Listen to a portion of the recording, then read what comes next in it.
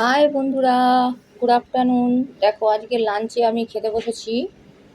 আজকে ফুলকপি, আলু, টমেটো দিয়ে খিচুড়ি, আর সাথে মটরশুঁটি, কাঁচা লঙ্কা তো আছেই। আর নিয়েছি সাথে পোস্ত দিয়ে আলু ভাজা, সাথে লঙ্কা আছে, বেগুন ভাজা, পটল ভাজা আর পাঁপড়।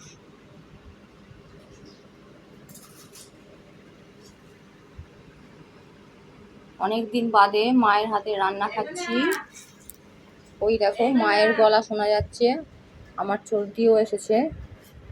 আমরা সবাই একসাথে লাঞ্চ করতে বসেছি। তোমাদের সাথে শেয়ার করলাম, কেমন লাগলো অবশ্যই কমেন্ট করে জানিও। আর কারা কারা খিচুড়ি খেতে ভালোবাসো অবশ্যই কমেন্ট করবে। গরম পড়ে গেছে, খিচুড়ি যখন তখনই খাওয়া যায়, কিন্তু শীতকাল হলে বেশি ভাল লাগে। চলো আমি খেয়ে নিই, তোমাদের সাথে পরে আবার দেখা করব। আর অবশ্যই লাইক করো, শেয়ার করো, সাবস্ক্রাইব করে পাশে থেকো। চলো টাটা, আবার পরে দেখা হচ্ছে।